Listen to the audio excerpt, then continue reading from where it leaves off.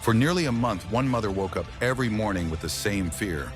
Click on the subscribe button to get locked into True Crime Chronicles. Where is my son, and is he still alive? 27-year-old Daniel had autism. He was gentle, quiet, and deeply routine-oriented.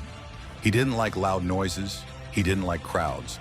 And most importantly, he didn't know how to ask strangers for help. When Daniel failed to return home one evening, his mother knew something was wrong.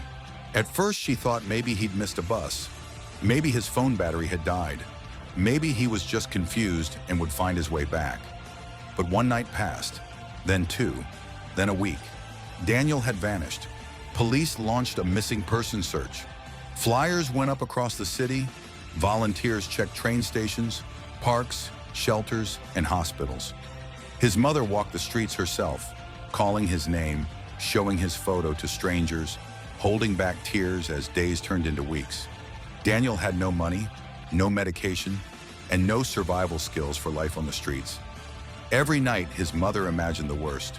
She wondered if he was cold, if he was scared, if he was hiding somewhere, overwhelmed by a world that suddenly made no sense.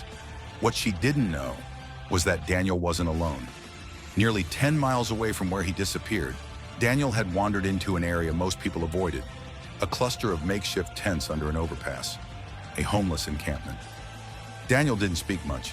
When people tried to talk to him, he avoided eye contact. He flinched at loud voices. He repeated the same phrases under his breath.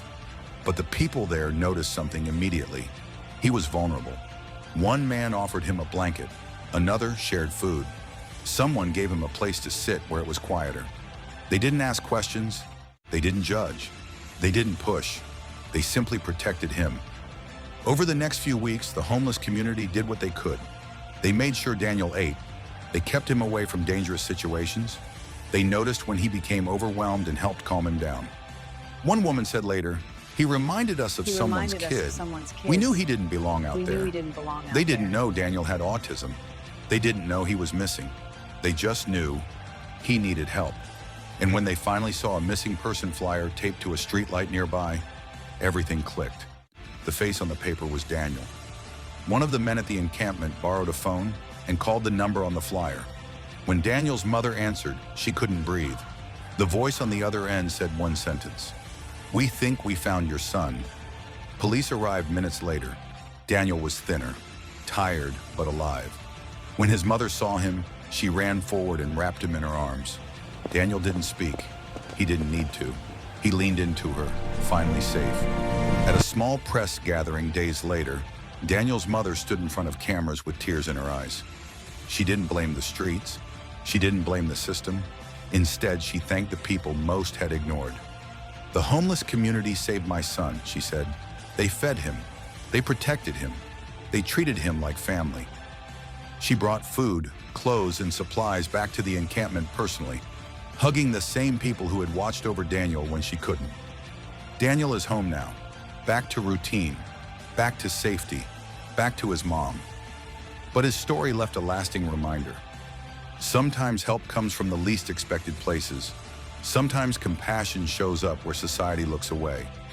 And sometimes the people with the least to give the most. This wasn't just a missing person story. It was a story about humanity, about kindness without conditions, and about how a group of strangers living on the margins became heroes. In a world quick to judge, this story reminds us, empathy can save a life. Subscribe for more interesting true crime chronicles.